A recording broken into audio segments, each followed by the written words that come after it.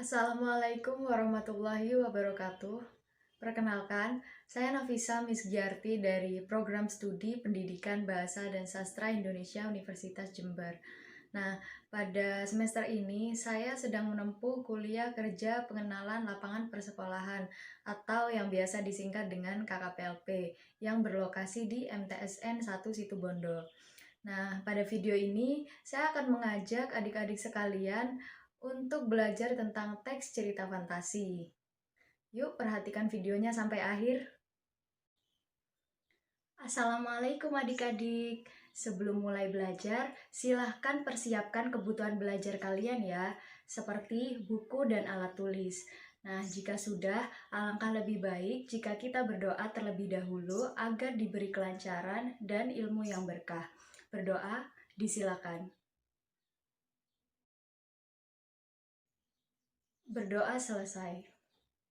Apa kabar hari ini? Semoga kalian selalu sehat dan semangat untuk belajar ya. Karena belajar yang sungguh-sungguh adalah wujud syukur kita karena kita telah diberi kesempatan untuk mengenyam pendidikan. Nah, di luar sana banyak anak-anak seusia kalian yang tidak bisa menempuh pendidikan karena berbagai kendala. Jadi, yuk belajar yang rajin sebagai wujud syukur kita. Di masa pandemi COVID-19 ini, tetaplah belajar di rumah sambil menyaksikan video ini ya. Jangan lupa selalu cuci tangan dan memakai masker jika harus terpaksa pergi keluar rumah. Nah, kali ini kita akan belajar mengidentifikasi unsur-unsur cerita fantasi yang dibaca dan didengar. Lalu, menceritakan kembali isi cerita fantasi yang dibaca dan didengar. Menelaah struktur dan kebahasaan teks cerita fantasi yang dibaca dan didengar. Lalu yang terakhir, menyajikan gagasan kreatif dalam bentuk cerita fantasi secara lisan dan tulis dengan memperhatikan struktur dan penggunaan bahasa. Nah, pernahkah kalian menonton kartun di televisi seperti Doraemon dan SpongeBob? Atau mendengar judul buku ini, Harry Potter dan Anak Rembulan? Nah, jika kalian pernah menonton atau mendengar judul tadi, itu tadi adalah beberapa contoh cerita fantasi. Jadi, apa itu teks cerita fantasi? Nah, teks cerita fantasi adalah teks yang berisi cerita hayalan, menggambarkan peristiwa demi peristiwa sesuai dengan urutan waktu. Nah, teks cerita fantasi ini termasuk ke dalam salah satu jenis teks cerita narasi. Selanjutnya, kita akan belajar ciri-ciri teks cerita fantasi. Ada 6 ciri teks cerita fantasi. Yang pertama, ada keajaiban, keanehan, atau kemisteriusan. Pada cerita fantasi, hal yang tidak mungkin dijadikan biasa. Tokoh dan latar yang diciptakan penulis tidak ada di dunia nyata atau hasil dari modifikasi dunia nyata. Cerita fantasi adalah cerita fiksi bergenre fantasi atau dunia imajinatif yang diciptakan penulis. Nah, ciri yang kedua, adanya ide cerita. Ide cerita ini bebas sesuai dengan daya hayal penulis, tidak dibatasi oleh realitas atau kehidupan nyata. Nah, ide juga berupa irisan dunia nyata dan dunia hayal yang diciptakan pengarang. Ide cerita terkadang bersifat sederhana tapi mampu menitipkan pesan yang menarik. Nah, ciri yang ketiga, menggunakan berbagai latar, lintas ruang dan waktu. Peristiwa yang dialami tokoh terjadi pada dua latar, yaitu latar yang masih ada dalam kehidupan sehari-hari dan latar yang tidak ada pada kehidupan sehari-hari. Nah, ciri yang keempat, adanya tokoh unik yang memiliki kesaktian. Tokoh dalam cerita fantasi bisa diberi watak dan ciri yang unik yang tidak ada dalam kehidupan sehari-hari. Nah, tokoh memiliki kesaktian tertentu. Misalnya, seperti pada cerita Doraemon, Doraemon memiliki kesaktian, yaitu memiliki kantong ajaib yang bisa mengeluarkan alat-alat ajaib. Yang kelima, bersifat fiksi. Jadi, teks cerita fantasi tidak ada di dunia nyata, atau bisa jadi latarnya saja yang ada di dunia nyata, namun ceritanya hanyalah hayalan. Nah, ciri yang keenam yaitu bahasa. Bahasa yang digunakan dalam teks cerita fantasi adalah bahasa yang tidak formal atau bahasa yang biasa kita temukan sehari-hari. Nah, selanjutnya kita akan mempelajari jenis cerita fantasi. Nah, berdasarkan kesesuaiannya dalam kehidupan nyata, jenis cerita fantasi dibagi menjadi dua kategori, yaitu fantasi total dan fantasi sebagian atau irisan. Pertama, kategori cerita fantasi total berisi fantasi pengarang terhadap objek tertentu yang seluruh ceritanya tidak terjadi dalam dunia nyata. Yang kedua, cerita fantasi irisan, yaitu cerita fantasi yang mengungkapkan fantasi tetapi menggunakan nama-nama dalam kehidupan nyata, menggunakan nama tempat yang ada dalam dunia nyata, atau peristiwa yang pernah terjadi pada dunia nyata. Berdasarkan latar waktunya, cerita fantasi dibagi menjadi dua, yaitu cerita fantasi sezaman dan lintas waktu.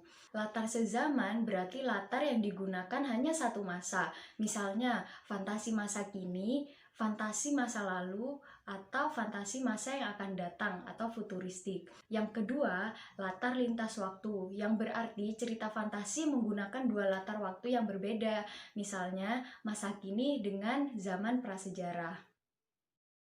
Selanjutnya, kita belajar tentang unsur intrinsik teks cerita fantasi. Ini yang perlu kita ketahui sebelum kita menceritakan ulang isi teks cerita fantasi. Ada 6 unsur intrinsik teks cerita fantasi. Yang pertama, tema. Tema adalah ide yang menjadi dasar cerita fantasi. Misalnya, tema kepahlawanan, persahabatan, dan sebagainya. Yang kedua, tokoh. Tokoh adalah objek yang diceritakan dalam cerita fantasi. Misalnya, tokoh Naruto, Sakura, dan Sasuke dalam cerita Naruto. Yang ketiga, latar. Latar adalah gambaran tempat, situasi, atau juga waktu terjadinya cerita. Yang keempat, alur. Alur adalah jalan cerita yang dipilih pengarang untuk menceritakan peristiwa demi peristiwa secara kronologis.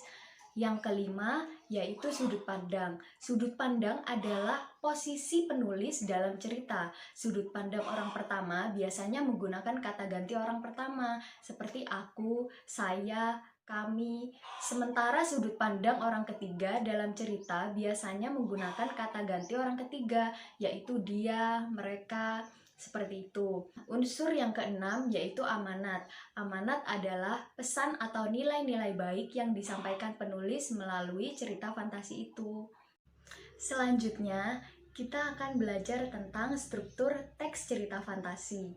Yang pertama, yaitu orientasi. Pada bagian ini merupakan tahap pengenalan yang berisi tentang cerita apa, siapa tokoh dalam cerita itu, di mana cerita itu terjadi, dan kapan cerita itu terjadi.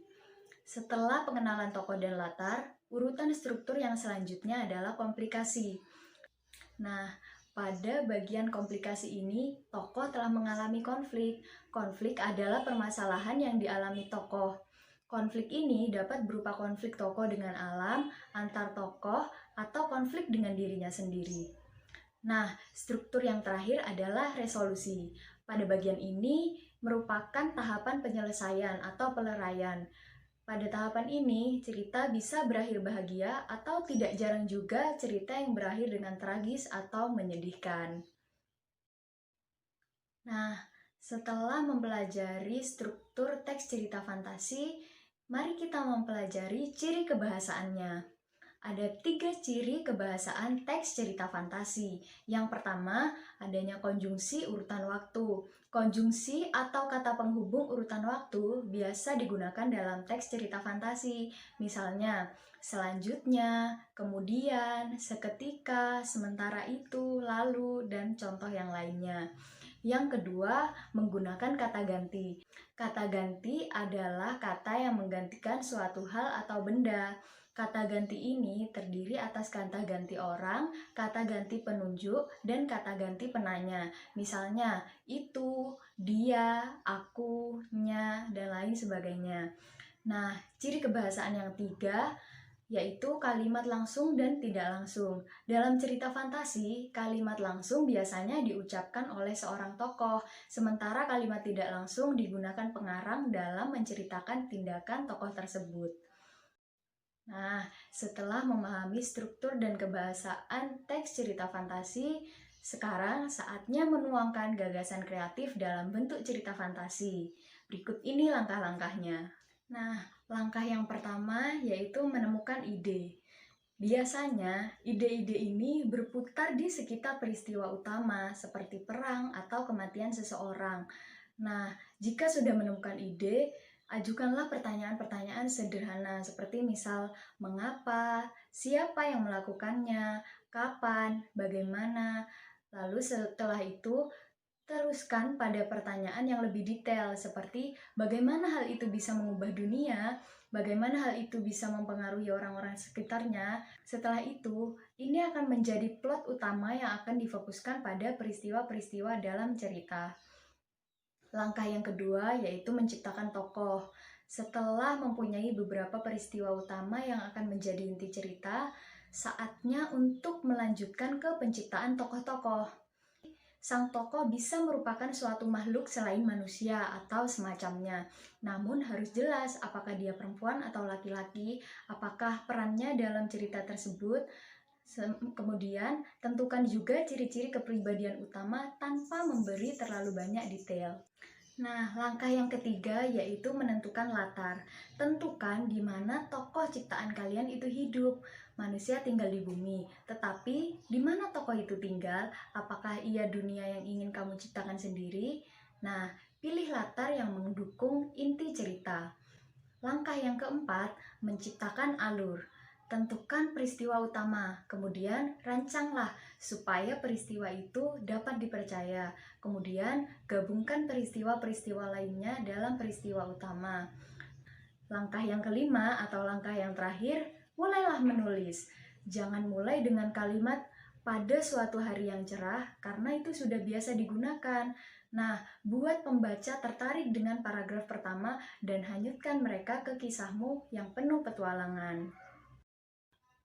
Nah, kita telah selesai mempelajari teks cerita fantasi. Karena pembelajaran kali ini telah selesai, mari kita bersama-sama mengucap syukur kepada Tuhan agar ilmu yang kita pelajari hari ini dapat bermanfaat dan memberikan berkah bagi kita semua. Jangan lupa terus semangat belajar ya. Terima kasih telah menonton video ini. Semoga video ini bermanfaat bagi kita semua. Wassalamualaikum warahmatullahi wabarakatuh.